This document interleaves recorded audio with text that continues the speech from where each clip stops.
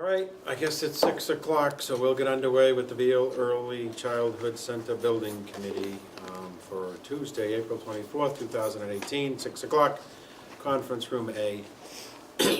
Second item, the meeting minutes from April 10th, 2018. Questions? If there aren't any, do we have a motion? Motion to accept. Second. Motion has been made and seconded to accept the minute meetings of April 10th. All those in favor shall signify by saying aye. Aye. Those opposed, unanimous. Review and act on the following bills, schedules, and warrants. Lamro Pagano, $48,822. PMA Consultants, $6,856.20. Echo Tech, Inc., for $60. Any questions, comments? Patrick, anything to explain? At this point, Mr. Kane, I would turn it over to our project manager, Paul Queenie, from this point forward to handle these things. He's one of the primary responsibilities, financial coordination. Can we trust him? I think so. All right, in that case, we will We pause. can rest assured that any recommendation I make about the OPM fee, that the school district has verified that, but I will say that we are on the target with the scheduled billings for the OPM fee, and PMA has reviewed the Lambo Pagano invoice as well as the Ecotech invoice, and the LPA invoice is consistent with the contract and on the consistent with the cash flow schedule that we envisioned. So everything is in order. And who checked your invoice, Patrick? Yes. You square? Yes. Very good. Questions? Comments? Okay, if there aren't any, can I have a motion? So moved. Motion has been made, second. Second. All those in favor shall signify by saying aye. Aye. Those opposed, that's unanimous. We'll now move on to item 4 here, reports and review and act on the following matters. Report from the owner's project manager regarding project schedule. The project remains on schedule as established, and we're on target for a PSR submittal that we're going to talk a lot about tonight, and so that's all good. Project financials, the financial report I provided at the last meeting 2 weeks ago included these invoices tonight, so that we remain under budget, at and under budget, and we also on this agenda here we have a notation about the preliminary design program, what the MSBA calls a PDP, and the MSBA has commented on that submittal, which is the prior submittal to the current phase that we're in design, and they had some comments, and the architect together with the town and OPM responded to all their comments, and they were delivered to the MSBA by the deadline, so that's all in order. We're on track and in good graces with them. And I'll hold off and have some more reports later on when we talk about some construction costs. Very good. Report from the project architect. Yes, our primary report is going to be relative to the options development. Since we met last... Excuse me, could we do the lead and chips? Would you like to start with that? I think we should get Okay. C done to the extent the group agrees. Okay, very good. If you recall, relative to the Sustainable Design Initiative for the school, in order to achieve the 2% additional reimbursement points, we need to either use the LEED scorecard or the New England CHIPS. The primary differences between these that we have outlined for our recommendation, which is to use the LEED version 4 scorecard, is that it is a faster review period during the project so that we're able to close out the project earlier, which is a significant impact on the project. It's often the last thing that gets resolved when you have a CHIPS project, which is very problematic in terms of doing that. Many of the positive aspects of the CHIPS project we will integrate into our project by nature. In other words, the aspects of strong owner training and being sure that there are owner manuals available, and we will work with the educational department as appropriate to integrate the educational program into it. We can weave into our standard project without having to use it in the scorecard. Or we can use it for innovation points in that particular regard. So for primarily those major points, we would recommend going with LEED. We've used both LEED and CHIPS. CHIPS it has a really extensive review process. The consultant that we use has had tremendous trouble getting things through in a reasonable time period, whereas LEED is more responsive. And again, when we first looked at this with Sherwood, there were significantly different filing fees that were required for LEED, which was much more expensive than CHIPS at that time. Subsequent to that, they are more equalized to the point where that is kind of a non-factor with them. What was used at Sherwood? CHIPS. Was there such a thing at the time of Floral or the high school? No. LEED came into being after that, so we didn't consider it. Questions? Hey, John. How are you, Mr. King? Good. How was your fishing? Caught a big crowd. Good for you. Thank you. I would concur with what she said. Great. Bob, from your commissioning of the last building? Chips can get messy towards the end, just as Katie said. It drags out the process. I think I'd try the LEED as well. We've never done that, but based on your recommendation, I think I would go with it. Further comments? Questions? You're getting an Yes, Paul? equally green building regardless, but with regard to the faster closeout, there's some financial implications to that, because the MSBA, on their reimbursements, they reimburse as you go, except when you hit the 95% point of your project, they suspend all reimbursements. So you get that last 5% of your reimbursements as a lump sum at the end. So to the extent that some process and closeout, like Mass CHIPS, New England CHIPS certifications, that delays you 3 months, that delays your final payment 3 months. So that's another reason to add on, is a kind of a cash flow support by closing out faster. Right. And in all fairness, that only delays your 5% retainage to your contractor anyway, so Oh, well. I see that as a cost. Yeah, that's a funny. But it also delays the town's 5% from MSBA, and that's the part, and being able to close out the project, that's a critical part, as Paul said. All right, any other questions, or can I have a motion? How about a motion, John? I move that we direct the architect to proceed design with the LEED's specification as opposed to New England CHIPS. Lead 4, does that matter if there's a number? That Great. is the current version. Is there a second? Second. Motion's been made and seconded. All those in favor shall signify by saying aye. Aye. Those opposed? It's unanimous. Okay, so it seems to me that we're back to you, Katie, for the Very good. overall report.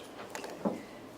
Just a couple of updates on the additional services related to the sites. We did get our soils testing reports back from the Glavin Center site. That was a protracted period of time for us to get the license through DCAM to do it. So it was a little bit delayed from the one for Allen Farm. And they do show naturally occurring arsenic at regulatory levels. So For which location again? the Glavin Center site. Most of the testing came back at just above that regulatory level, which is 20. There was one area up near the beech tree which was higher. This will, if this site is chosen, definitely require further testing to determine all of the implications with it. However, we do know that even at these levels, assuming that's pretty consistent across the site, one of our objectives for the design would be to maintain as much of the existing material on site rather than having to truck it off, because that will help us with, in terms of the costs with that. And there are recommendations within the report at certain play areas to excavate to a certain depth, put a barrier in, and then put new soil on top of that. And that's particularly because of the young children that will be using certain areas of the site. These are very typical recommendations, and as we've discussed previously, this is not uncommon in Worcester County and Worcester and right through Shrewsbury. So that's not totally unexpected. Okay. Question? Oh, yeah, go ahead, Kevin. So is arsenic an inhalation hazard? Is it an eaten hazard? Is it a? That's an excellent question. I can only answer from what I understand of the recommendations that it's about ingesting it. That's the problem. It's not about an air quality issue. But we could look into that further if you like. I think it's absorption as well. Okay. And the thing that may have gone by is, this is naturally occurring in this area. I mean, not that it's not something people should not be aware of, but I'm sure a lot of the play fields, a lot of these areas these children are already growing up in, playing in their own backyards, they're exposed to it on a daily basis. It is great that we know. That's where, having the balanced site here, there's added costs. It would have to go to certain landfills in certain areas. That's where the actual cost is. So if we keep a balanced site, that'll help us mitigate those costs, just to kind of put a finer spin on what we mean by what we were saying with that. We had the Sherwood Middle School had a similar soil condition, and we successfully managed that one. How did you manage that? We had a balanced site, so we avoid, when we say balanced site, what you excavate and what you fill in are the same, so you don't have to truck materials off-site. And where it can become expensive, if you can find a comparable site, you can transport the materials at a relatively good price and somebody needs to fill. But when you don't find a like site, it's more expensive. People will charge a tipping fee, and so what happened at the Sherwood Middle School, the architect adjusted the grade so we could keep all the material on site and not have to deal with that disposal.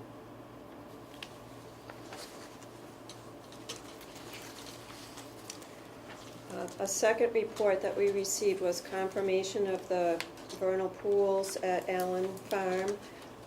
Not all of the sites had not all of the suspected potential areas did, but there were two areas to the west of the site that definitely are vernal pools, and we're investigating a little bit further the pond, if you will, near the neighboring property. There was a farm pond that had been identified up near the barns, which is not a vernal pool and came off of the table. It actually has fish living in it, which is an indication that it isn't a transient pond. It doesn't like dry out, and so for that reason it comes off. So the information that we received was helpful. It just reinforces that the development patterns that we were showing would be acceptable on this particular site. And if we stay within the parameters that we would not be subject to federal regulations, which was the big concern. So we're in still representing it as a possibility to develop that site as we've shown it. Any questions on that? That said, we've received the estimates. Paul Queenie is going to report on what that process was and some of the results. I believe everybody has a copy of what's on this slide. It's a little bit hard to read in front of you. So. God bless you. Well, at each step of the way in these projects, back when we had the preliminary design program, a construction cost estimate was performed as well as a total project cost. Now, as we are reaching the end of the PSR phase, preferred schematic report phase, we do a construction cost estimate and a total project cost estimate, and we would continue this process at schematic design and at design development and twice in construction documents phase. And with each phase, the details of the project become more and more refined. At this point, we're at a relatively preliminary and conceptual phase of design, but the estimators are able to use their experience of similar school projects and come up with some pricing for these projects. And so what I would describe these as, these are construction cost estimates and total project cost estimates, and we make these for the purpose of establishing the project budget. So we feel this process is followed on every school project, and we feel we have enough of a budget developed that we can design and construct a project at or below these numbers that we are reporting. And the MSBA requires us to have multiple building options. In this instance here, we have a base repair of the existing building. We call that option C1. That's a procedural requirement by the MSBA, but that building would not allow any additional students at base repair of the existing building, and it wouldn't meet your educational program, but it's a procedural requirement. So what we're left with are the new build options, and we have two new build options. Two new build options at the Glavin Center site, and two new build options at the Allen Farm site. So we have, in essence, practically speaking, 4 buildings on 2 sites to consider.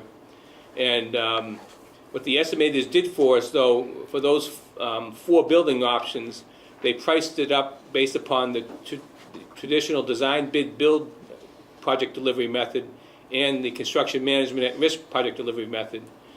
Pretty consistently, the estimators established a 6% premium for CM at risk, and as we've reported at previous meetings, that's a kind of that's an upfront increase in price that you see. But what we've seen at the Sherwood Middle School and at the Shrewsbury Public Library is some of that original guaranteed maximum price in the CM at risk method is returned, because it includes allowances and contingencies that are drawn down only on an as-needed basis. So I would say the CM at risk method, even though it results in a roughly 6% higher construction cost estimate at the start, you probably get at least half of that back. But given that it's a flat percentage, whichever difference here, I would suggest for the purposes of this evening in reviewing the various options, you don't really need to. We can decide on CM at risk or design bid build at a future date, and the relative price with either method. Each of these options have the same would have the same ranking of high to low cost, whether you use the design bid build method or the CM at risk method. So if the committee, we could talk about CM at risk if the committee prefers, but we also could defer that to a subsequent meeting and just focus on the relative costs of the 4 different options that are available, regardless of whether they go. I think that's a good idea, Paul. I also, and please jump if you think I'm wrong, we have to do the base repair because the MSBA requires you folks to do it. Correct. So unless someone here has a question on that, I don't think we should spend time on the base repair. And I also don't think we should spend time on the parking garage unless somebody believes that we should spend time on that. It seems to me that we should spend our time this evening on the middle 3. And just one point of clarification, Paul, that when I'm looking at these numbers, do they include the costs unique to Glavin? Yes. So they Where are those other costs buried in this, right there? what you have here, a summary. This sheet is a summary sheet. John, what'd you say? It's under the demolition item in the detail. Okay, no, I'm saying there. But, so what, the detail rolls up. So when somebody looks at that slide, it contains the cost unique to Glavin, doesn't Right. it? Okay, great. In the construction, okay, great. I just want to make sure it's captured, that's all. Yeah. Right. So what's unique about the Glavin Center versus the Allen Farm property is we have within these total project cost numbers for either option at Glavin Center, we have a land acquisition fee estimated at $915,000. We have demolition of the existing buildings estimated at $650,000. Abatement estimated at $700,000. And we also carry as a apart from the construction contract, but within the project budget, the Lake Street realignment at $1,058,600, and we carried that apart from as part of the owner's budget, apart from the construction cost, in the event that the town wanted to contract for that separately apart from the building contract. But either way, those items that are unique to Glavin are embedded within these total project cost numbers, and they are, in your handout and what you received via email, these summary sheets reflect the 11 by 17 sheet, so there's actual line items for each one of those costs in those larger sheets. Any questions so far? And the other thing that's a little bit unique about the Allen Farm option is that the Allen Farm option has whereas the Glavin Center is close to a balanced site, and the Allen Farm options require some importing of fill, not exporting off, but importing of fill, and that increases some of the site work costs. And we've discussed previously that, for all these options, the MSBA caps their participation in site work costs at 8% of the building price, and so all these options have some variable amount of MSBA exclusions on the site cost, to the extent that each individual option exceeds where the site work on each individual option exceeds 8% of the building cost. But that's all reflected on this 11 by 17 sheet, and the slide up there, where we see the line item at the bottom of the first grid. It's called MSBA reimbursement percentage. We see it kind of fluctuates from 36 for design bid build on item 1.2A, that's the Glavin Center Scheme A, and it varies from 34 to 35, 36, 37, because each of these different options has different levels of MSBA excluded costs. Okay, so unless there's a person who desires to focus on C1, can we go to 1.2A, 1.2B, and then 1.3A?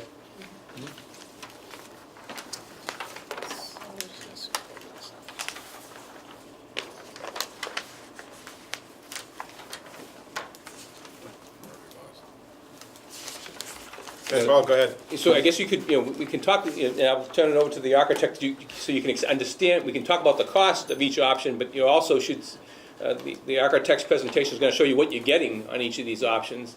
But if you wanted to rank these in order of town expense, probably a good way to do it would be to look at the town's share in dollars. That's on the 11 by 17 summary sheet.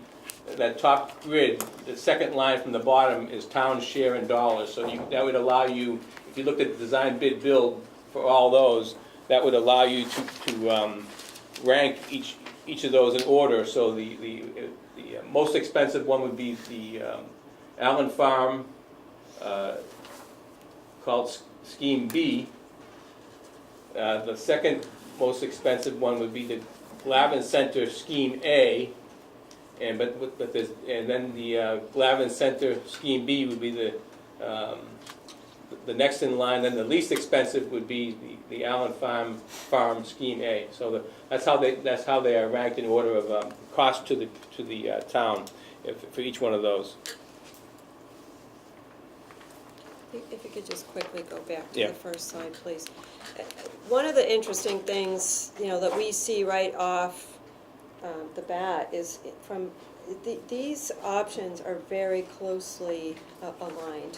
They're really, for the scale of this project, the construction budgets, the total project budgets, even the impact on the single-family home tax rate, as well as the MSBA reimbursement. Yes, there is a delta, but it's an interesting place to be, because as a defining factor for these individual options, there isn't one or even two that really strike immediately as necessarily the strongest from the financial perspective. So what we've done today is brought back the options that we presented to you at the last time. We have enhanced them to help that discussion just briefly, if you will. Please. Mr. Chairman, we will just quickly go through that, and we interject the financial impact for each one to try to help you. It reminds you of what we've already said and develop it a little bit further. So we can go past the base repair, which we do have in the report. So starting with Glavin, the Glavin Center site, right off the bat, we will tell you the Glavin Center site we see as having many more opportunities to address the site and building program. We have studied this, multiple ways through multiple weeks, and that is absolutely the case. And this is the one of the options that we presented to you in the past. It definitely does, we feel, have the promise to meet that site program as well as the building program. Has the adjacency of the soccer fields. All of the reports that we've gotten have some issues with them, but seem to be something that is manageable for a project of this scale. The realignment of Lake Street, as you can see in that heavy dashed line, would be a strong recommendation. It definitely would enhance this property for the community one way or the other, and it would certainly be a much safer route for buses and parents and the community to travel on, so that's a big factor. Katie, does that go far enough east that it knocks down the blue buildings, or does it still stay? The barns, Yeah. yes, does take down at least one, Right. and we would talk about that, so that would be integrated with that, yes.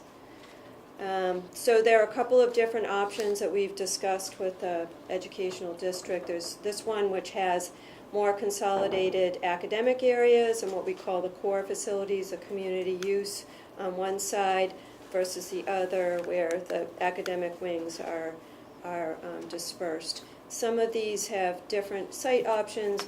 We see opportunities to develop each of them in a way that we could try to make meet the program and perhaps exceed it. Here's a view that we took some photographs in terms of what this whole site access is. This is as you're driving into the Glavin Center. If you had an opportunity to go to the temporary library when it was on this property, you'll recognize this is the view as you come in. One nice feature of it is this sort of terraced area to the left that actually will kind of block the school and where it will be positioned. And then as you drive in, what we have with this particular option is the opportunity to see the entrance because there's enough foreground before you get there. As you come around this corner, be very clear that you're coming to the entrance. These are the types of things that are important in terms of architectural design. When you have opportunity to move things from one place to another or finesse them better, as we do with Glavin, these are some of the opportunities that we see here. And these are some... So these are some photos we went out. For those of you that haven't been able to go to the site, there's going to be two photos we're going to show you just to kind of give you a sense. One is pretty much right where this new drive on both options is. The other one is being down in the existing softball fields. And the reason why I did it is to kind of give you a sense of what the backdrop will look like. So in this option, the building is actually going to be at the same elevation as this parking lot, pretty much where this car is parked. So that's like the 570 elevation. It's going to drop off about 15 feet back towards the grade. So as you're looking that way, you'll see the main building where those buildings are now. The wings will extend, and this ring road that you're seeing here is going to be maintained. It's only going to come up a few feet out of the ground further in the site to make it level for the playfields in the back, but you'll pretty much have the same exact procession in on this ring road of this side. So as you can imagine, this kind of natural bowl that is already there will be accentuated even a little bit more because we actually, the upper building here, we're actually dropping that down to the same level as this parking level, and then the building will drape over the back. The other view here, this is down in the softball diamond here, so that's where the temporary library will be. So as you're looking here, the main building in kind of academic core spaces will be where this building is, and the wings will be coming out the back, ending probably about halfway through this building, and then the ring road will still carry around, and you'll get to come around. The other thing that is nice to kind of give you a sense is this is what the view from one of the options towards the other play fields will be. Kind of give you just an overall feel for how the building will be sited, the surrounding areas, and what it has to offer. Thank you, Sean. So, really the enhancements here that are offered with this site are the connection to the soccer fields adjacent, and that expanse, and the views, from this site, as well as that entry sequence that we talked about. We've developed these three-dimensional massing models to give you a better feel for the building on the site, in terms of how that would work. That's very nice. So, Thank you. so as you're coming in, you're coming downhill, and then you're reaching a plateau. And as you can see, it's graded down here towards the play area, and it's also graded down towards this field. So the darker green represents where the play field would be. So in this option, it was on that side. Oh, sorry, I went the wrong way. And on the other option, it is closer to the soccer fields. In all of these, when we talk with the educational group, there are some very specific adjacencies to where these play areas should be. And we see opportunities within this particular site to be able to work with that. We have options here. Whereas Allen Farm, as you will see, is much more limited in this regard. The other thing to be mindful of is how much space there is around the building. As you're moving around also on this, you're getting to kind of view it from greater distances, which you'll understand when we get a little bit more into the Allen Farm site. Here's just from the other, as you see, the hill drops off this way, one option versus the other option. In this one, as you see, there was that retaining wall, but it also helped create possible hill viewing area for the play field adjacent to the gym. And in this one, the play field, the playground's on that Could you side. slowly move your pointer in such a way as to demonstrate to people where the road might be? The main road. Oh, the main road will actually, it'll come kind of belly out more out that way.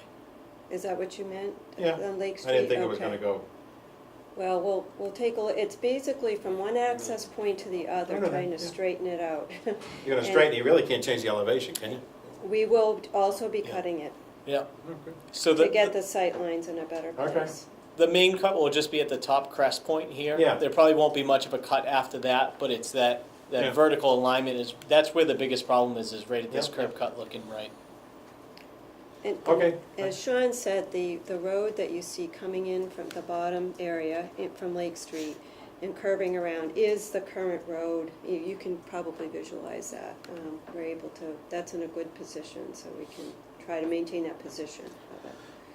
Okay, so this is, again, that summary of, for these two options at Glavin Center. For all intents and purposes, they're neck and neck. There's really, especially at the PSR phase, they're very, very close in this regard, so. No, yep. So I don't know that we need to read. I don't know if you have a slide at some point in here, Paul, I'll direct this to you. But this effective reimbursement percentage is something we really need to more deeply understand exactly why that just fell through the floor. Yes. And I realize all of the things we've talked about, but I'd really like it on one piece of paper for tomorrow night, if it's not on such a piece of paper for this evening. I have a question, is the lead reimbursement in there as well? Yes, so we have the base reimbursement rate of 50.16 percentage points, and we said that we also presumed in the calculations that we would get the 2% for lead, and also there's maintenance incentive points, and we estimate that can range from 0 to 2, and we carried 1.5%. So we're anticipating those incentive points in this rate, so the maximum reimbursement rate on eligible costs would be 53 point, whatever that, what those three numbers add up to. Let's see what I had in my, I think it was 53. I think 53.6, was it? 53.66. Okay, yeah. And it is troubling because that's what they reimburse on eligible costs, but it shrinks down to close to 36% because of ineligible site costs, owner costs, land acquisition costs, and building costs that are in excess of $333 a square foot are also excluded. And that's why we need this on one piece of paper, so we can completely understand how that number collapsed. Okay. And understanding it is what it is, as Bob Cox has said to me. But I'd like to understand the reasoning behind it. Obviously, the Commonwealth caps their exposure. They want to do 40 schools as opposed to 20. Right. But given where construction inflation has gone, it's leaving a project in a very different position than when you start a project, believing that past experience will get you at least over 50%. Right. In the Sherwood Middle School, I think we had 53, and we came in just at about Yeah. 50, so it was a very Yeah. small haircut Yeah. that they took. But I'll bring you that cost curve that we looked at, the trend of costs from the time of the Sherwood Middle School, the market value of costs have gone up, and the MSBA's baseline reimbursement rate has gone up, but it hasn't it's tracked at a shallow approach. So What is that tied to? Do you know off the top of your head?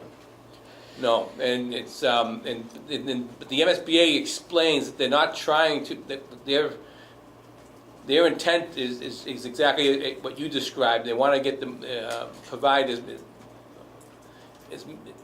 many schools as they can from as many communities as they can. So by capping the building costs, it leaves them money to do other schools that they wouldn't otherwise be able to do. But we've looked at this curve before, but tomorrow when I'll bring in the curve and show you how the reimbursement rate has gone up very slowly compared to the market value of the construction bid prices.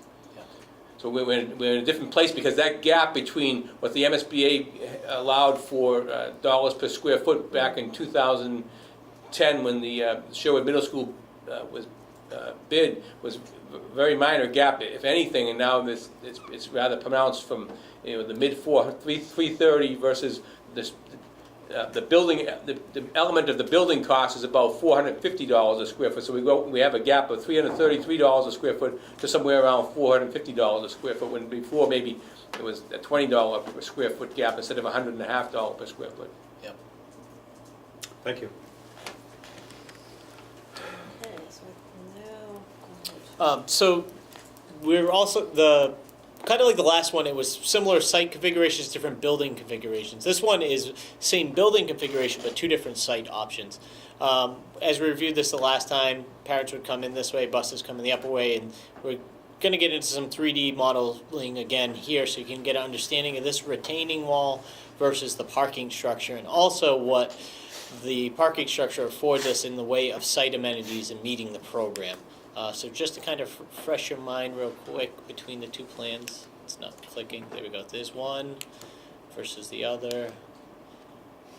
And once again, getting into, so the main drag, I'm going to show you two pictures again. This is the main drag. Pretty much the picture I took is a little bit to the left of the entry drive.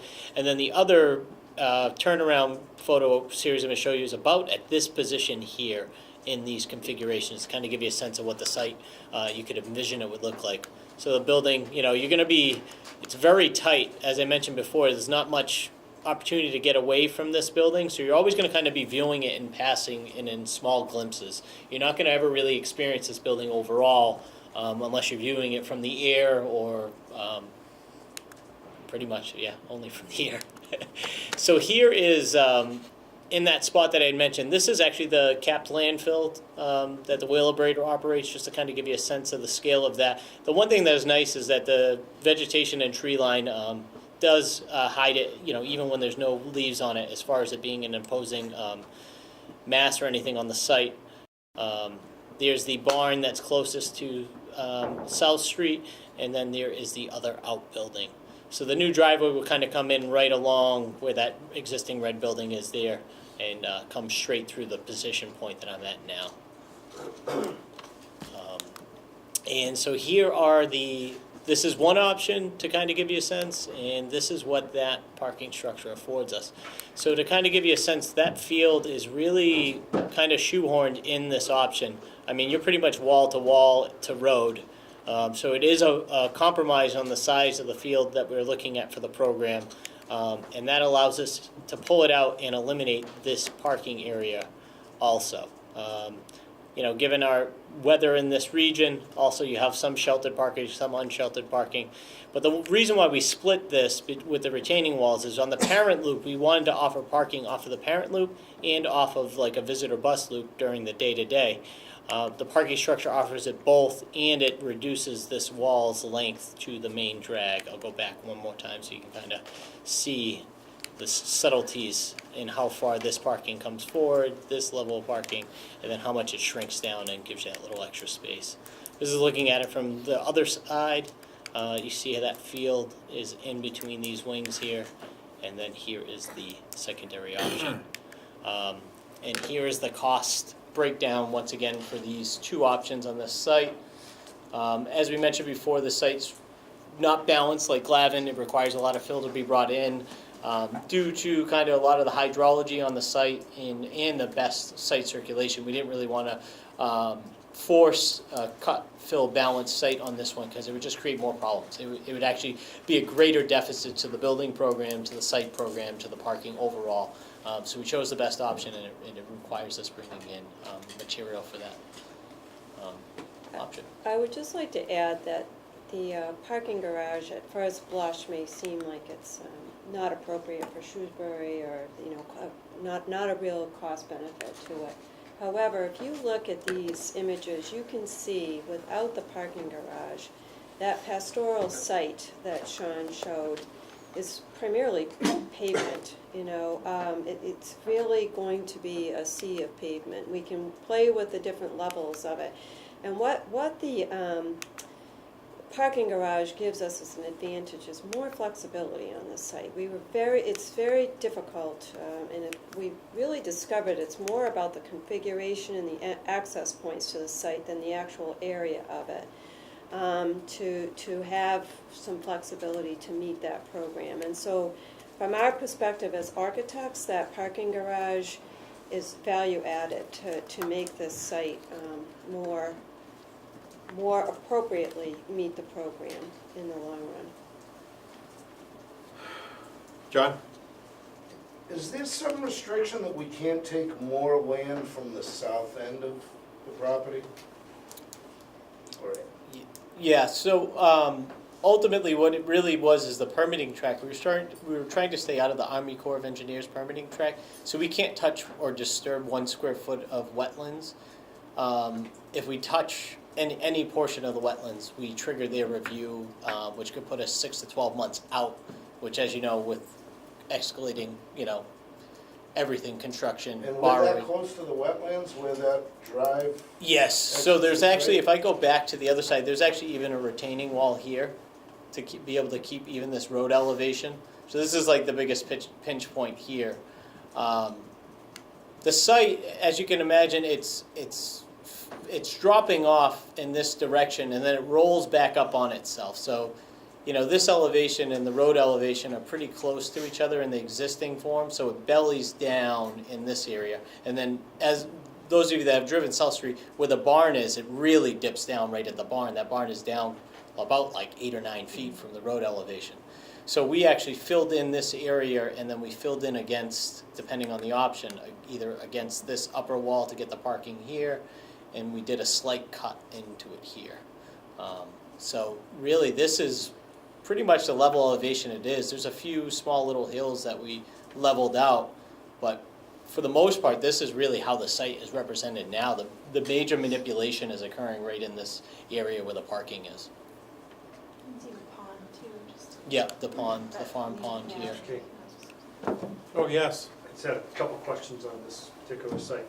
Could you just explain if access to this site by students or staff for any kind of educational purposes with walkways or what have you into this so-called wetlands, or could there be paved pathways or educational opportunities, or is that really all off limits because of its classification? We are not allowed to disturb the wetlands at all. There is a buffer zone. We could work with the Conservation Commission to get approval to try to gain access to it, but it is very, you could see from the photographs, densely planted, I guess you would say, is one way to say it. So it's a little bit challenging in that regard, but it's possible. All right, I guess I see that as one of the distinctions between the two sites, whereas at Glavin, we would have potentially some access to just simply more Absolutely. open space and more Definitely, opportunities there's for no question about outdoor that. learning than exist here. The other piece is, I'm wondering if you could just point out a little bit more the retaining walls that, on this particular layout here. So we actually, the grade change between these is, it's like 12 or 14 foot grade change between this upper level and this lower road. And the site naturally, you know, this plateau, and as we're trying to keep a 5% on the roads and everything else for cars and accessibility, would naturally create, you know, either we'd be sticking, if we filled out, we'd have to grade into the wetlands. So that's what is causing this grade change. It's not, Okay, so I mean, just person safety, we'd have to have fences around there. And yes. somehow we'd have to figure out how to plow that space and put the snow somewhere, because it drops off right onto the road. Mhm. Correct. Yes. Okay. And then finally, could you just point out on the other slide, if you look south, if we were to look The other direction. south, Yeah, sorry. I forget which one's which way. and I don't know how much opportunity would still or exist for future development of the other This, yeah, remainder of the parcel. yeah. Like, where could that begin if it were to be It's developed? way down off of Route 20. Closer to Route 20? It's, We have frontage on 20. yeah, there's some frontage on 20, and then basically the people who have the frontage lots there, they have a chance to buy in. I would argue there isn't sufficient buildable land from the information we received to date to think there's any great value down there whatsoever. Nothing whatsoever. And the question for me is, to save a few $1 million off the ask at the ballot box, you know, is there even anything that will go here in the coming 20 years? Is there enough space for the economic development that had been hoped for? Not so far. Well, not so far, and does that parcel afford anyone other than a direct neighbor to Charles River an opportunity to do anything, given its narrow configuration?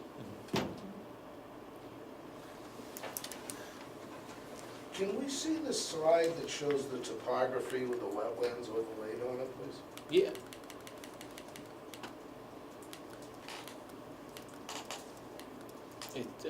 It focuses just on the northern portion, but, so, yeah, it's, Now, the light green is wetlands? yes. Yeah, and Um, we have some wetlands up here, and then this is their stormwater.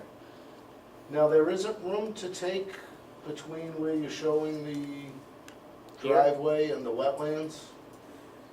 So, tell me which direction to move my pointer, sorry. Moving south. South? Sorry. There isn't opportunity to take land here that we could use slopes instead of the $700,000 retaining wall?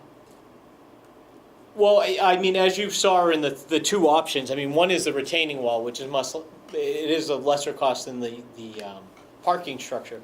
However, we're really, I guess this would be the best way to answer. If you probably didn't want to do the retaining wall, what it would do, you would lose almost all your parking, because either you'd have to build the wall on this side, or you build it on this side. But I either way, question you the need a of the wall. You've got a 14-foot drop, Yep, a 30-degree angle, you're only taking 30 more feet. yep. Which 30 feet would be the entire 18 feet and then half of the shared road Yeah. for this parking structure. So in this one, there's 120. So 120, I'd lose 240 spots in this option. And in this option, I'd lose 240 spots also. I disagree. You've got 30 feet to make up 14 feet of grade change before you hit the wetlands. And you would have a 30-degree slope versus, So we could disturb right up to the edge of the wetlands, that's what I'm but saying.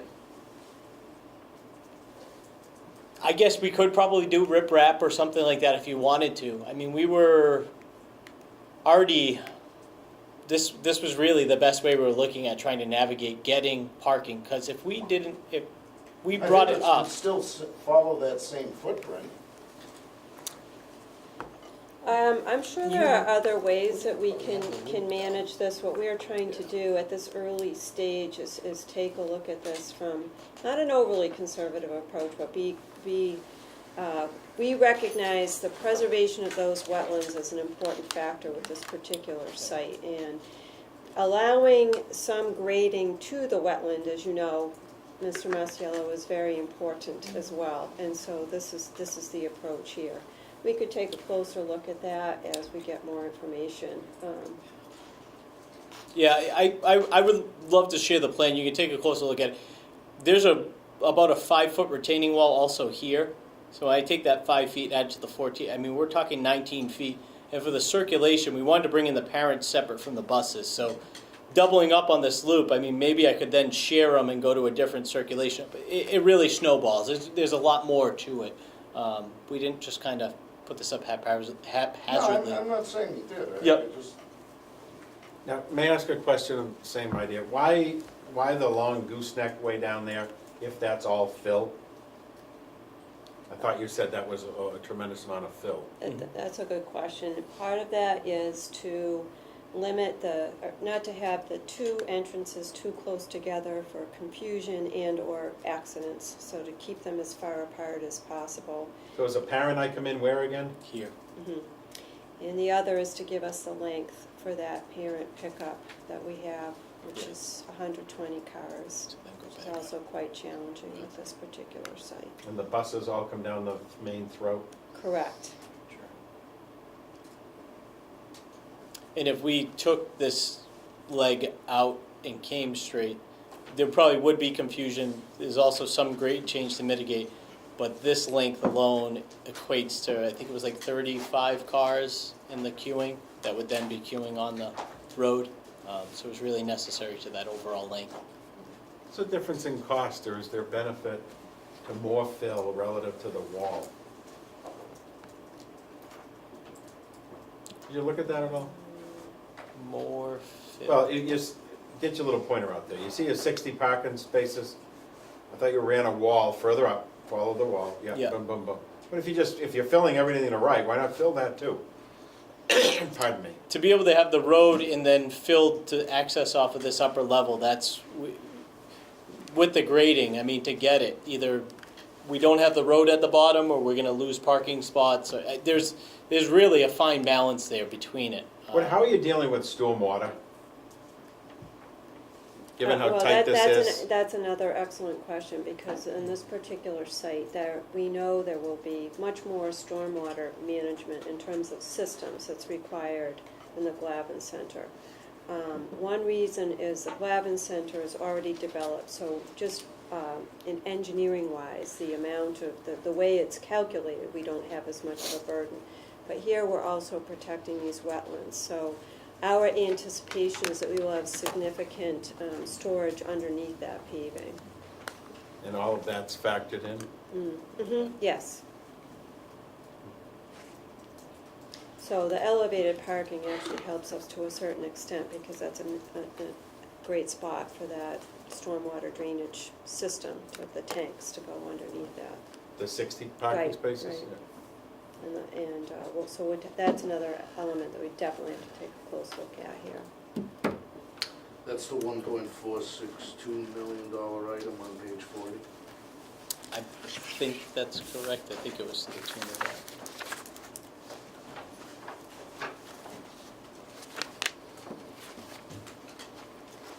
I think we have just a couple more slides. Would you like us to complete our presentation, or did you? Under no hurry, No hurry, okay. no hurry, Yeah. this is far too 7 o'clock important is to not a hurry. magic The number. manager has to go, Val is evaporated, Okay. but I'll take the minutes from here. Okay, Very it was a good. joke. And we'll just keep this, yeah, we've got work to do. so. Very good. Any other questions on this layout?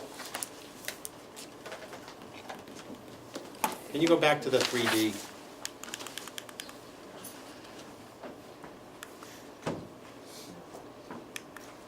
You know, at Floral, they have a great trail system out back and so forth and so on. I think some of the wetlands regulations were different at that time. Oh, sure they were, Yeah. although I don't know, that wasn't that long ago, Some 20 years passive, ago. some passive uses allowed. I mean, Yeah. Well, and we talked about this during the sustainable design shred also, was that We just would probably recommend at this point not to include it as part of this project, because you could do Army Corps permitting, and you could disturb some of it and do a footbridge across this pinch point over to this then hill, to then use this field for something. You could do it, but to bring it into the permitting No, for no, no, this no, no, project, no, no. you're gonna increase your cost, your It's schedule. 20 guys on um, a Saturday afternoon. yeah. It's not. But I do think there are the opportunities there for you in the future if you did decide to go with this site.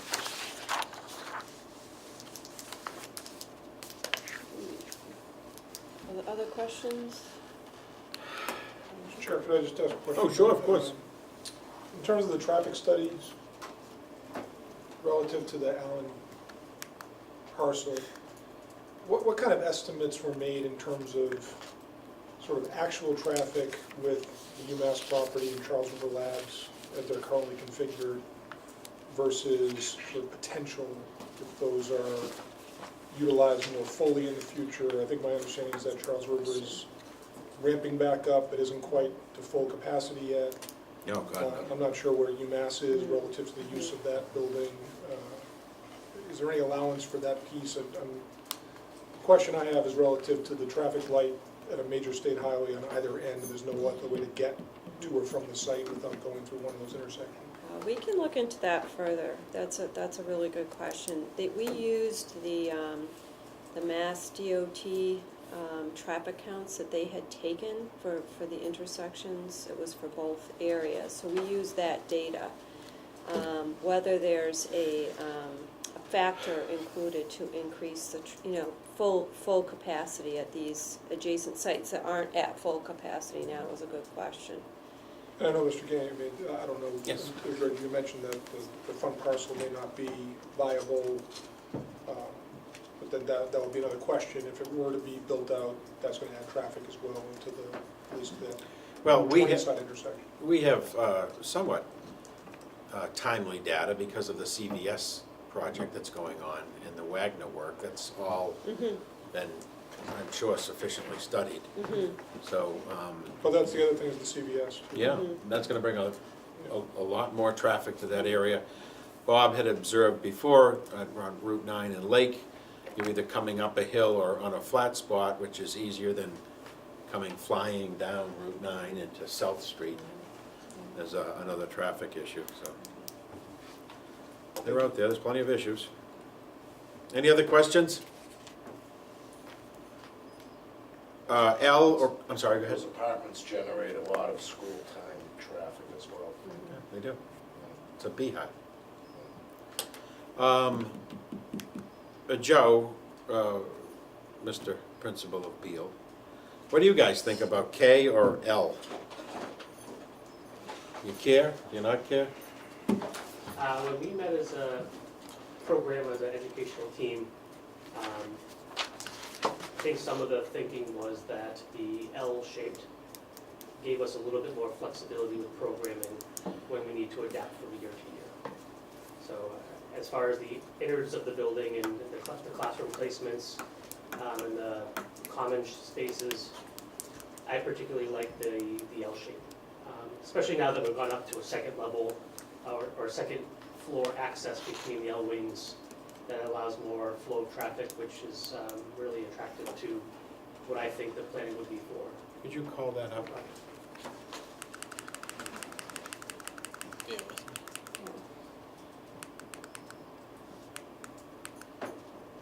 I mean, that was one L option, but the two that are really in comparison are the two at Glavin. There's that one, and then there's this.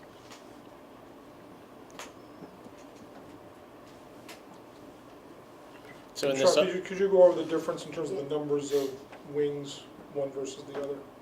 yeah, so this one, there is a total of 7 wings. This is actually a single-story wing because it goes into the grade here. The grade falls off along this way.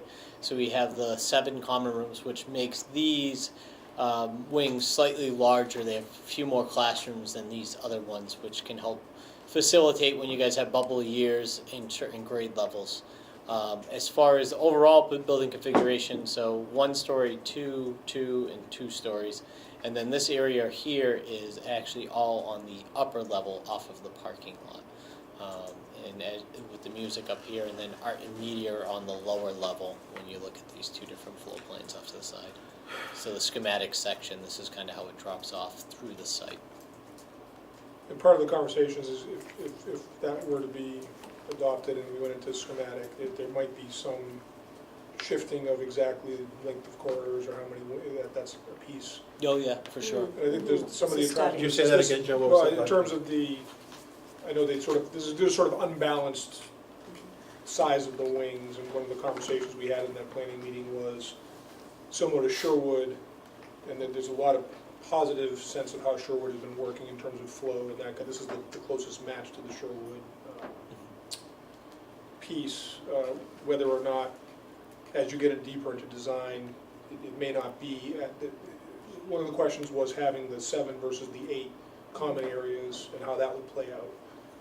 But I know that could be subject to some additional Sure. design work. But I think the key is to contrast it with the K, and maybe kind of look at the difference in where the core facility accessibility, I guess, and how the flow of the student traffic would move around the building. That was kind of the key, as I understood Mr. Giorgi's perspective and some of the other folks at that meeting. Yep. Yeah, everyone's a little more equidistant in the L options to getting to the core, where, you know, as you can see on the K, sorry, I went the wrong way again, these wings out here are further displaced. There's not that as much of an equity in travel distances. I think also with the L-shaped plan, the core facilities are a little more centralized, so if we're talking about programming outside of the school day, we're able to keep everyone a little bit more compact in the same area where on the K-wing, we have different levels of, where the gyms are a different level than the cafeteria and whatnot, which is more like the Sherwood group, but I think that the thinking from the team was more of the floral model as you walk in and those centralized areas there for the common spaces.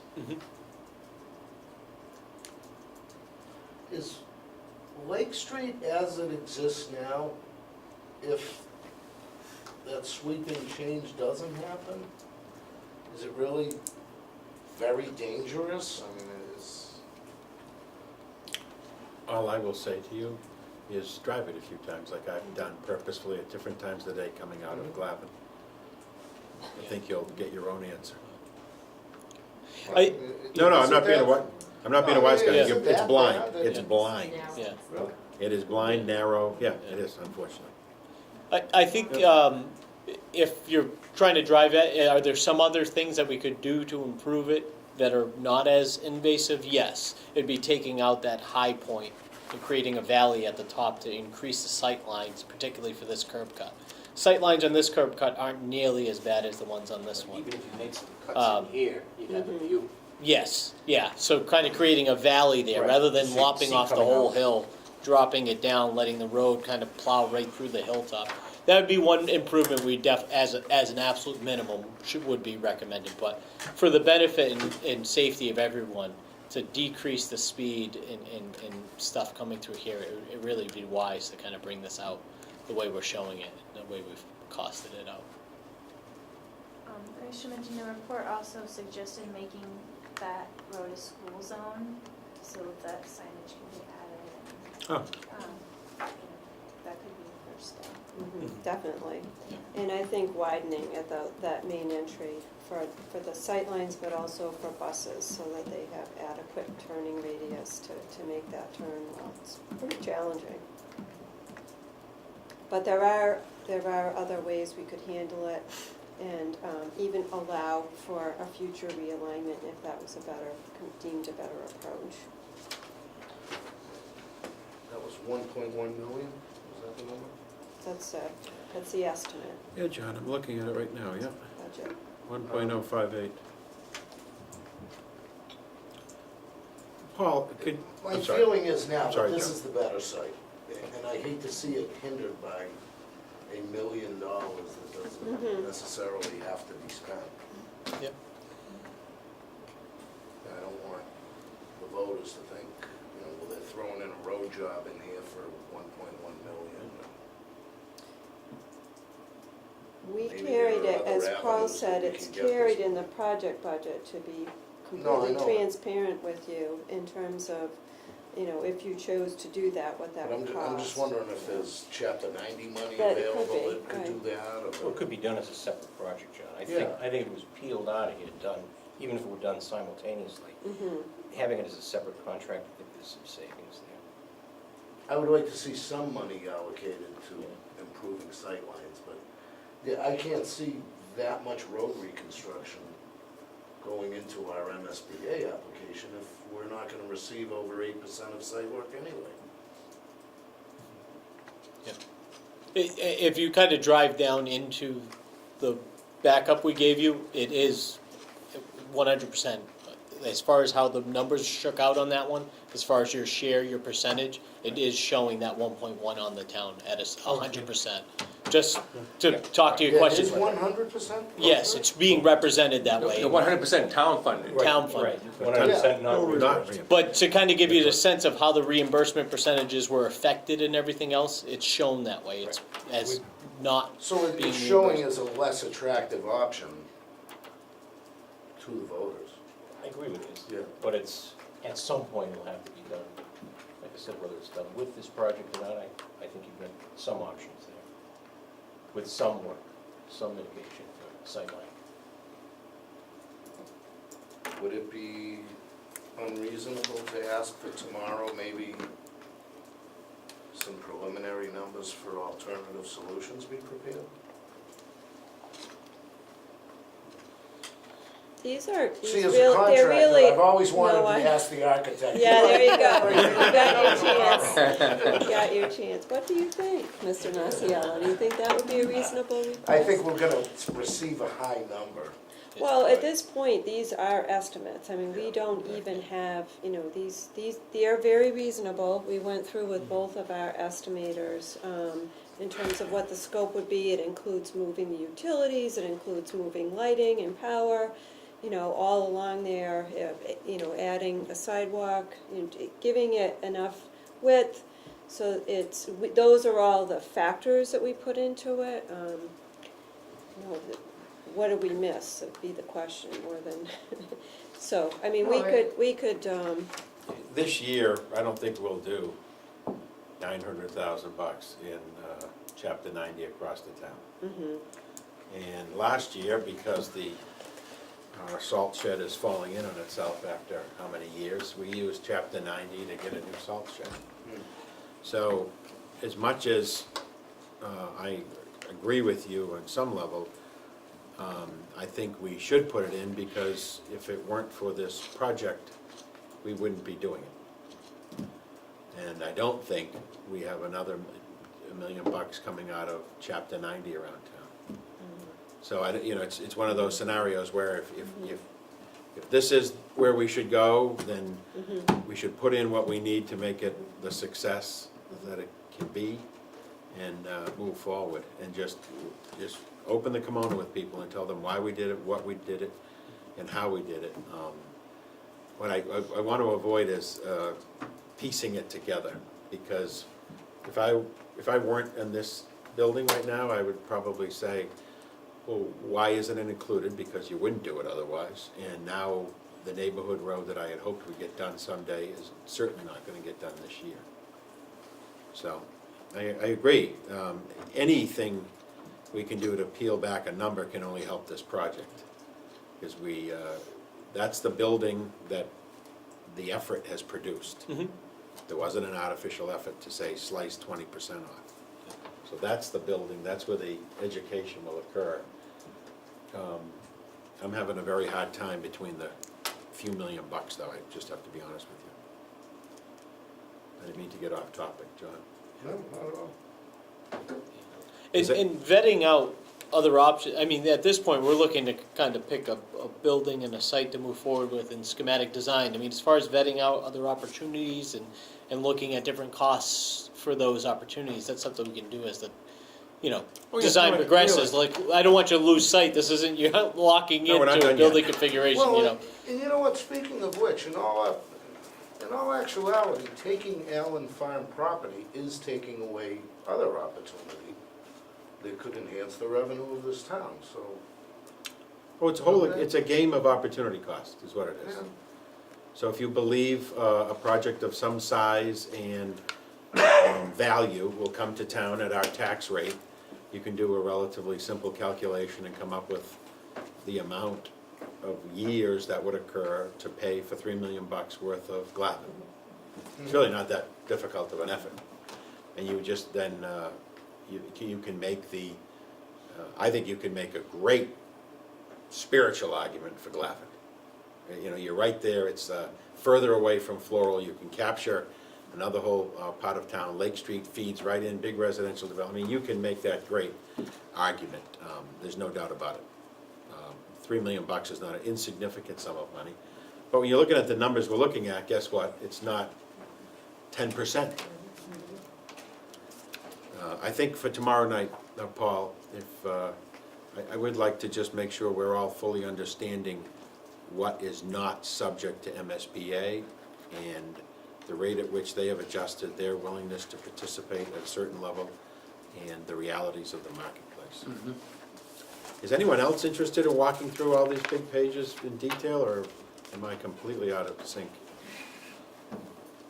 If you walk through one of them, the same pattern All right. develops, and some values are different for different options, like the land acquisition for the Glavin sites, but Let's, if people don't mind, and if they do, I would ask you to bear with me. Let's just walk through the non-parking garage Allen Farm.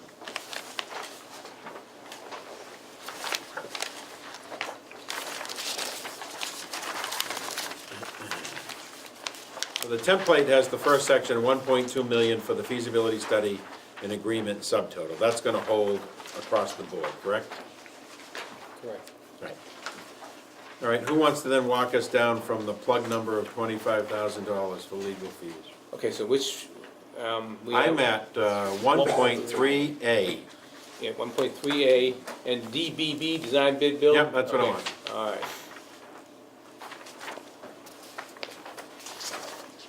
Okay, so what I will do, on the very left-hand side, there are row numbers. Yeah. We'll refer to those to help keep the people on track.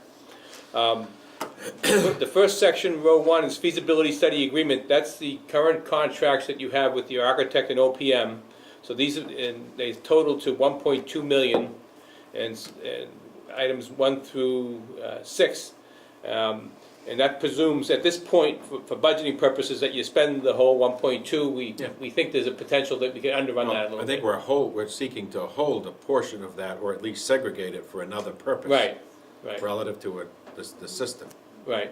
This would be a conservative approach, so that shows by the end, you expend it all, at this, for whatever purpose.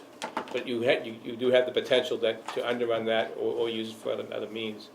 But we have the estimated budget as the first column after the description, and then to the right of that, we have the MSBA excluded costs, which we'll do when it becomes appropriate. Line item 8, legal fees, and that's $25,000, and those are categorically ineligible. It's a plug number for what we don't know exactly what legal fees will be incurred, but for this type of school, we generally would recommend that as an allowance at this point. And if you don't use it, then it doesn't get spent. And the other thing about this form, this is the same exact form the MSBA uses at the end of schematic design for your project scope and budget agreement. So it's not, any understanding you gain here will be helpful in the next phase.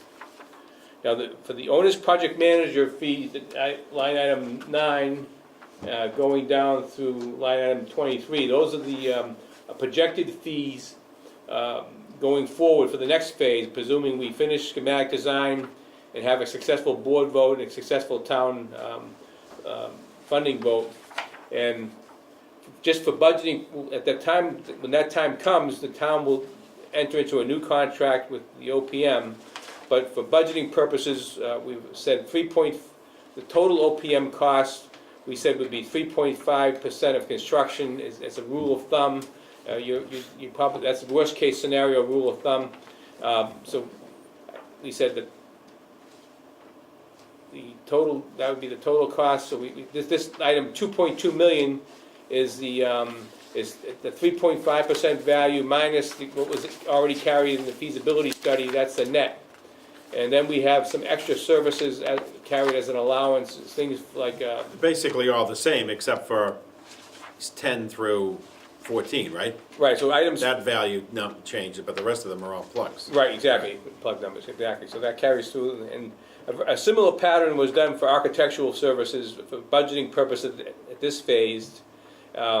Line 24, the architectural basic services going down through line 31, and we said, for a rule of thumb, for budgeting purposes, in a worst-case scenario, we said the total architectural fee for the project could be 10% of the construction cost, and up on line 3, 4, and 4 at the top, we already have $800,000 in architectural fees, so 10% of the construction cost. So this cell that you see that says $6,277,680 is the formula, in that cell is 10% of construction cost, which is down in a lower row, minus the feasibility study fees that are in the top rows 3 and 4.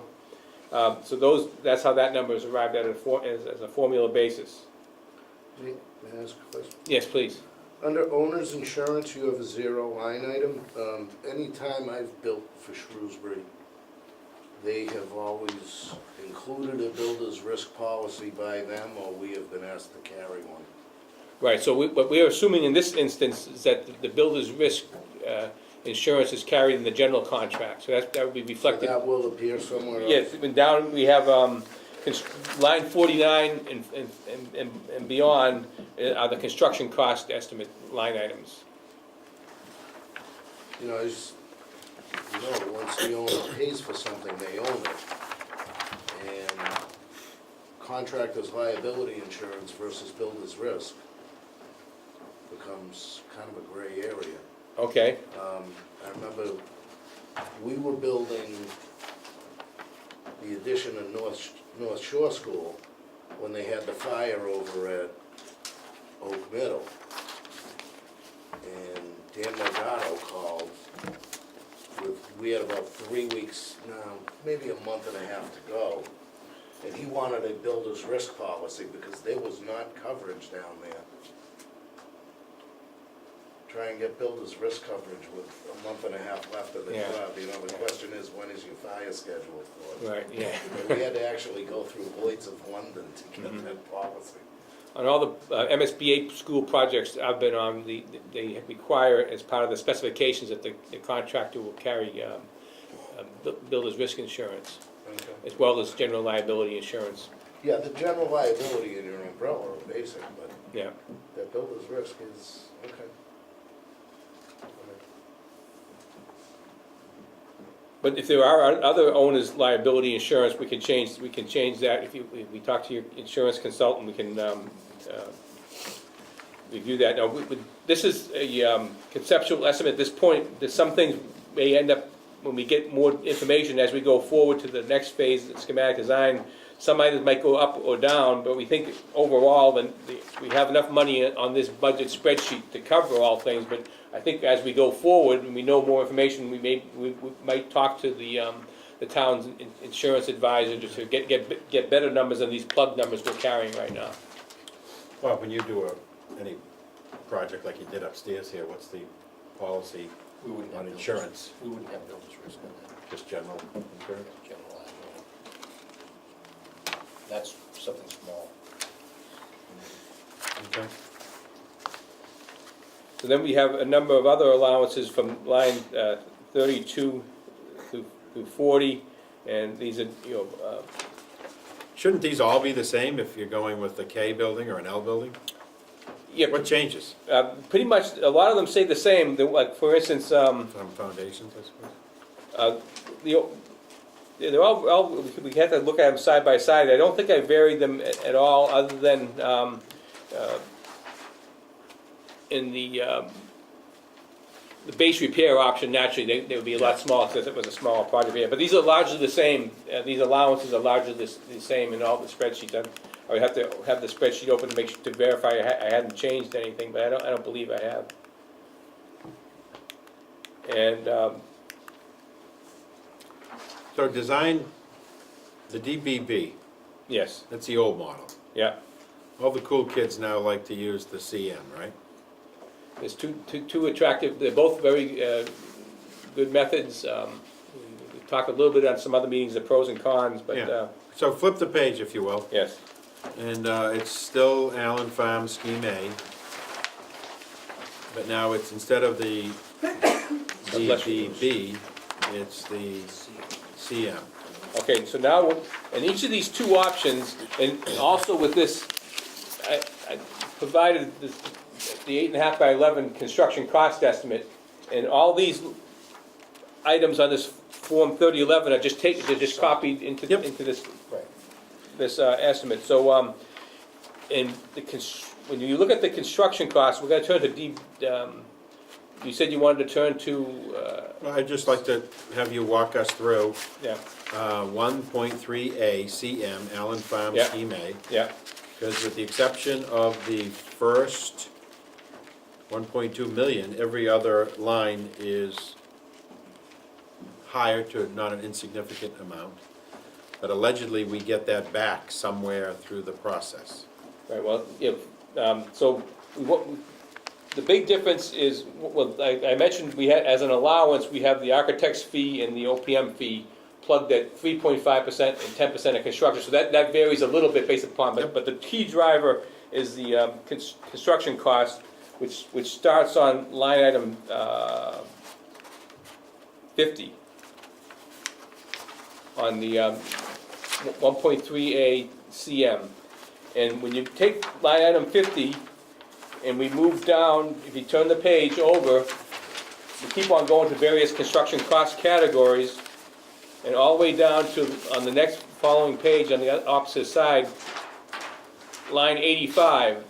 And so all those construction cost values are the same under the design bid build and CM at risk. Where the premiums for CM at risk come in is where you look at line 87 and following. 87 through 95, where if you compared those side by side, you have, this is where that 6% premium for CM at risk is carried in these line items.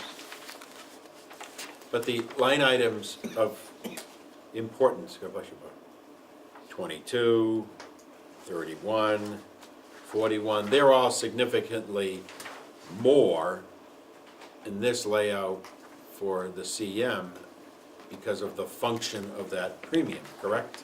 Right, because we made those fees as a percentage of the construction cost. Yep. And when, so if that's So it the kicks formula, up. the construction cost goes up, those lines go up. And it's not arbitrary per se, because if you have construction management at risk, you often have early packages. So the town gets the benefit of a schedule improvement, but the architect is putting out a separate set of documents. So there are additional architectural fees, but there's additional work for the architect under the construction management at risk. So it's that's how So in a greenfield site, if you will, what's the benefit for that? I know why it worked at the library, because you were taking an old building and trying to graph it to a new building. I'm still puzzled, but it worked great at Sherwood. Yeah. Different market, obviously. So what, other than this advanced coordination, what's the magic to going that route? Well, I think when you mentioned the example of an open field project, where that was not schedule critical, the CM at risk project delivery method is less advantageous. The simpler the project is and the less schedule critical it is. To the extent that the project becomes more schedule critical and more complex, the greater the benefit of CM at risk, because it's a more well-managed project and the process and project than the traditional design bid build. Now, with this project, in the timing where we're at, if we have early packages that we are allowed to have with CM at risk, we can probably finish the project sooner and get the school open probably in September 2021 rather than September 2022. That would be the key advantage of it.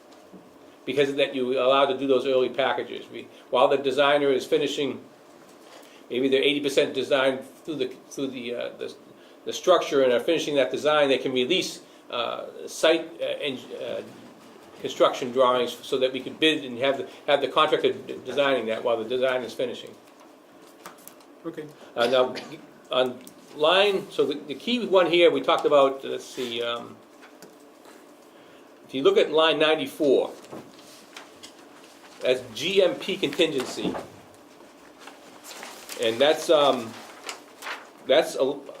this, built into the guaranteed maximum price. That's $1.7 million that you don't have, and you're not aware of it in the traditional design bid build methods. It's some risk that would be built into the contractor's lump sum bid.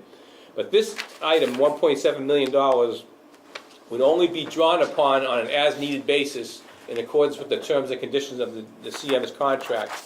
On the Sherwood Middle School, only half of that CM contingency was used, and the other half naturally was returned to the town. And so that was that when I described the 6% premium, half of it coming back to the town. That's a one source of that coming back to the town. And on the Shrewsbury Public Library project, we had a CM contingency of I think 4%, and that was entirely returned to the town. It wasn't needed. So that's the key item there that could collapse, the premium that could collapse and get returned to the town. Paul, can you, I want to make sure I'm understanding something. Could you go to 1.3A CM Allen Farms? Before we do it, well, on item 90 on the same spreadsheet, we have general conditions and general requirements. And if you compare that item on the two projects, it's higher for CM at risk because the CM firm generally has a higher on-site superintendent staff. So that one's the other one that's different. But that one, you don't get that money back, but you get what you pay for by a better managed job. So which line do you want to turn to, which spreadsheet? Well, if you look at 1.3A CM Allen Farm Scheme A. Yes. And who did this? Did you do this? Yes, I did this. It's really great. Thank you. It's really helpful. The estimated budget, the scope of items excluded from the estimated basis of maximum facilities grant or otherwise ineligible. Yeah. Okay. Run your finger down here, you get 25 grand, fine. And then carry it over to the next page. Yeah. And you've got that $25,000 coming over, you got 4 million, a whole collection of this, and all of a sudden we jump to 22 million. What am I missing? Okay, yes, so, first of all, I'll go up first to line 8, item 85. Okay? And that shows excluded costs of $4,029,233. So Yes. that's that 8% site cap Yep. cost. So that's what the MSBA is saying, we're not gonna participate in that portion. That'll be 100% town funded, that portion of the site work. All the rest of the site work will reimburse you at the 53%. Okay. Now, and similarly, line 96, there's a side calculation that embedded in this spreadsheet that calculates, it compares the bare building costs. So, if you without the bare building cost without site work, it calculates how many dollars per square foot that is, and compares it to what the $333 per square foot. So we have. So in other words, that 22 million is not I feared something had been missed. That 22 million is its own number indicating the dollar value above their limit Yes. of per square foot to what our reality is. Yeah. Okay. Great, thank you. So if you look at item 85, you have a construction trade subtotal of $50,585,000, but that includes some site work above. You would subtract about 5, 6, 7, 8, 9, about $10 million. So we have roughly $40 million. This $50 million item, if you subtract the site work items that are above it, you would come up with about somewhere around $40 million And so of that $40 million, they're saying 22 million of it is over the site cap. So that's, Yep. that $22 million number is, I got over that, excuse me, over that $333 a square foot cap. Yeah, All right, great, thank you. Is that clear to everyone? very much. Yeah, what, in getting, so I'll have, I can bring in the, that graph that we had looked at many months ago that shows how the $333 a square foot hasn't kept the same pace of the market price of construction. And Yeah. I can also do a kind of a what-if analysis, recalculate this spreadsheet several different times. What if it was a 10% site cap, and you would know how much your town's share would be, and what the But it's MSBA percentage would 8%, be. right? Right, it's 8% cap. What if it was 10%, something more fair? Oh, yeah, but I don't think you should spend your time on that, because it is what it is. Okay, Yeah. okay. And there's nobody in this room who can make a phone call and change anything. And so- what, you know, so I guess the point, my point would be though, if you did some what-if calculations and increased the site cap to something higher, and if you increase the $333 per square foot Yes. value to something closer to the market, then you would be going from a 36% MSBA reimbursement, something closer to that 50% that we saw at Sherwood Middle School. What I'd like you to do, to the extent you can, is shed light on what's their basis for their number when they change it, that's all. Nothing's Okay, gonna yeah. change, I mean, Yeah. we are where we are. Yeah. And I guess that's it. It is very difficult to understand, because there's two things. There's overall square footages, they just outright say are ineligible. And that's a square footage number. Then after they tell you what those square feet are, that's at 100% of cost. Then they say, all the ones that were eligible, we're only gonna pay this much for them. And then everything above, so it's, And then the 8%. to cut it both ways, you're like, whoa, wait a minute, what happened? And that's, how they kind of limit and allowed a lot of towns to participate. And then the site's always been pretty clear cut. It's 8%, it's what it is, hazmat acquisition, those have always been clear. It's a square footage one. If they don't feel as though your educational program supports it, they outright say, well, you decided you wanted to fund it 100% at the 400 whatever dollars a square foot. Now, this same spreadsheet was used for the Sherwood Middle School project, and they had the same 8% site exclusion, but the Sherwood Middle School site was just a little bit over that 8% cap, so there was a very small amount of excluded site costs, whereas this one has $4 million of excluded site costs. And back at the Sherwood Middle School, they had a dollar per square foot cap, and it was a more reasonable floor for their participation.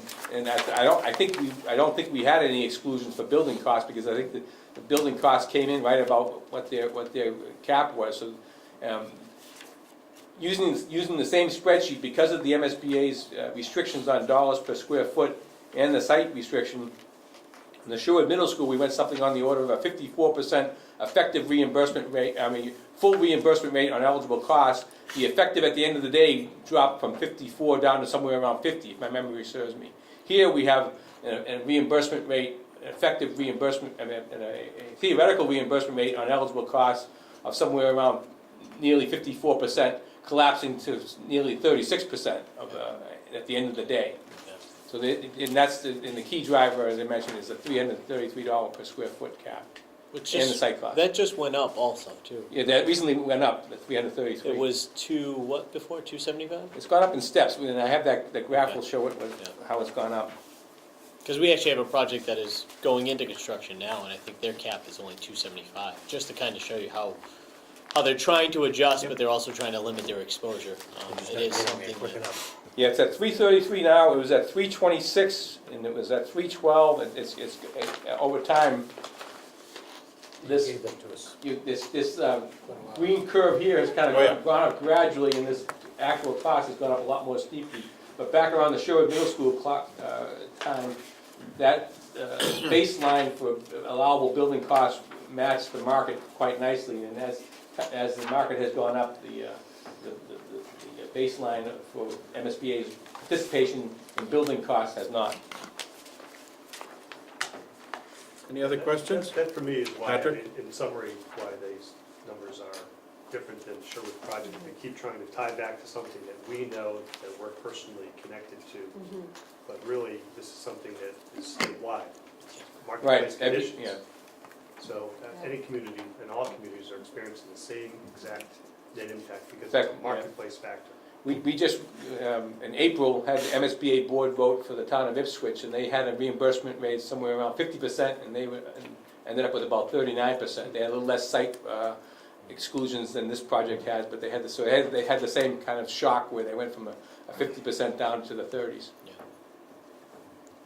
I guess the other, I mean, this is more, I'm not sure it's a question or not, but I think about the CM at risk, that premium, but you know, what you said is delivering a building a year early, and the offset around the escalation of construction costs, carrying 4 to 5% there.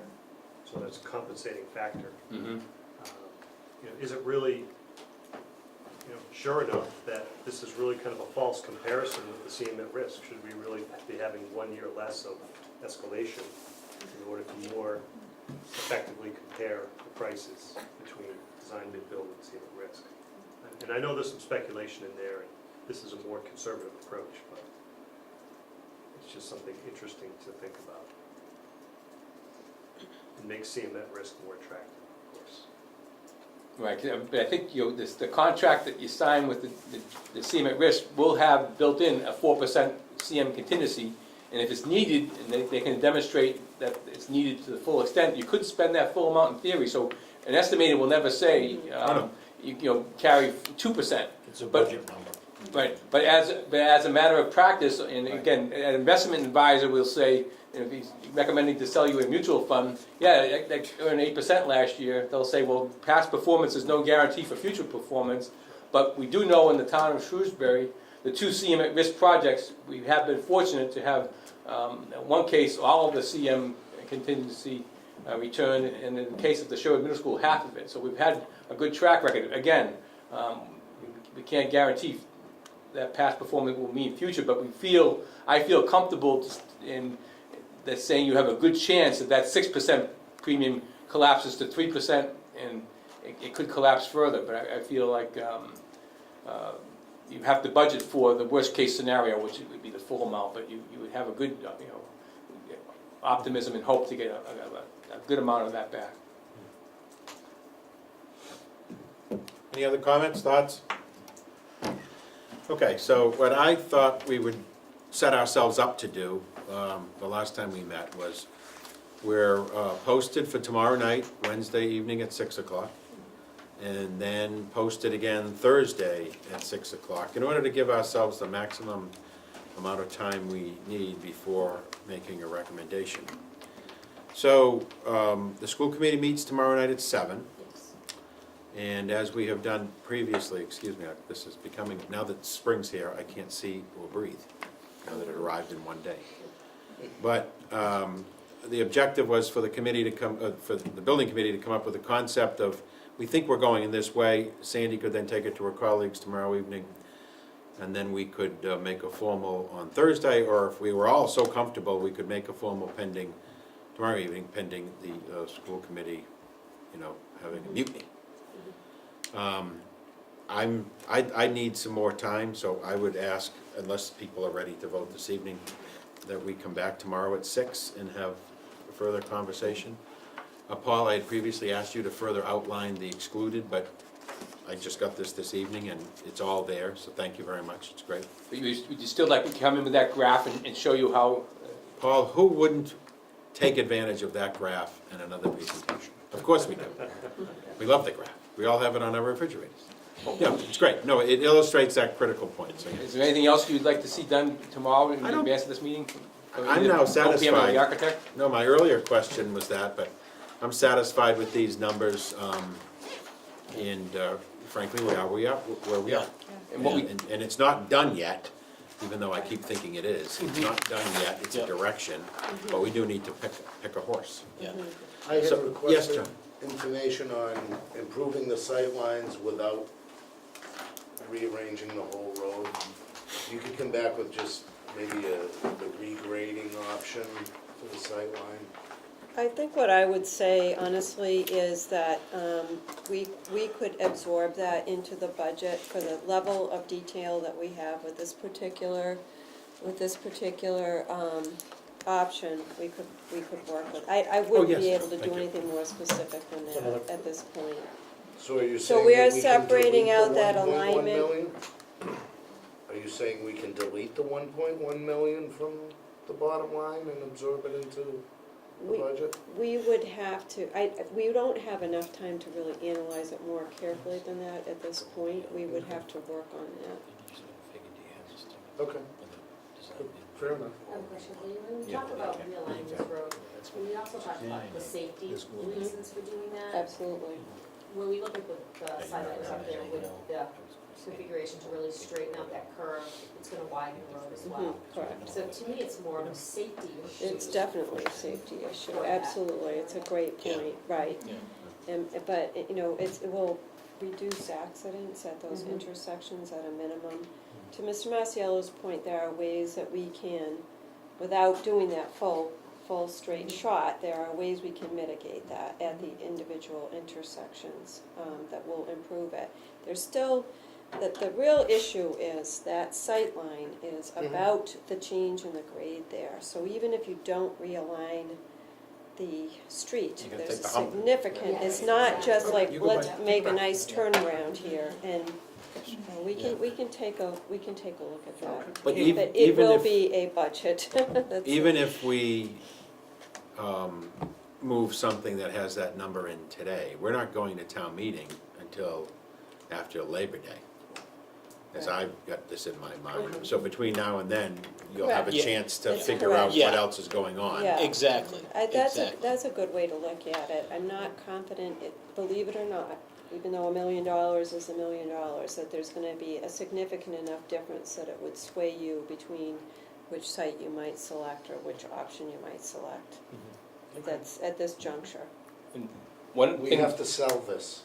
Understood, Okay, and we have to sell, you know, we at the almighty we will be working on that through schematic design. That's when it really does end up going, and we'll be able to get more detail. and I think when I think about the Lake Street realignment, it's being done because a school's being put there. It makes the bus traffic and parent traffic safer to get in, on and off the site, but anybody else, off school hours, anybody who drives on that road to go to the soccer field has a safer roadway to travel on. It's not So- safe now, I travel it almost every day. Right, so it becomes, No. irrespective of the school, there's benefit to the community off school hours and to having a safer road.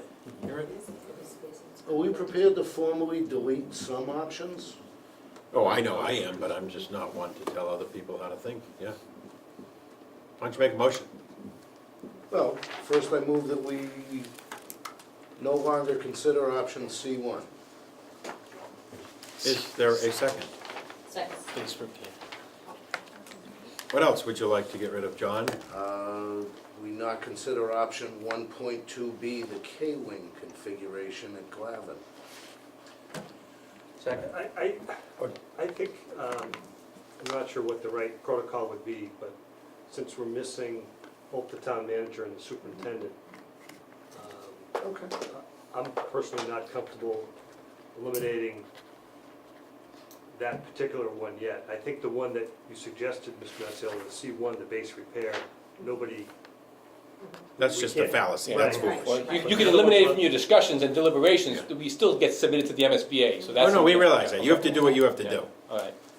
I just think it might be wiser to hold until both those Okay. gentlemen All right. can be present. Yeah, and I agree, because the school committee hasn't had a chance to look at this document yet. They need a chance to assess it. That's fine. I withdraw my motion. No, we'll still, we can move on from that one. Okay. You can make any motion you want to make. Well, I think we have an earlier consensus that the base repair just isn't a practical item for a school of this size in that location of Maple Avenue. All right, any other questions? Nope? Anything else? Nothing? So you have one request for further information tomorrow night, or did you? No, that's fine. Okay, all right, great. So we'll all just have more time to work through this. Thank you very much. Motion to We adjourn. will, what's that? Motion to adjourn. Yes, a motion to adjourn at 7:44. Second. Second, all those in favor shall signify by saying aye. Aye. It's unanimous, thank you very much.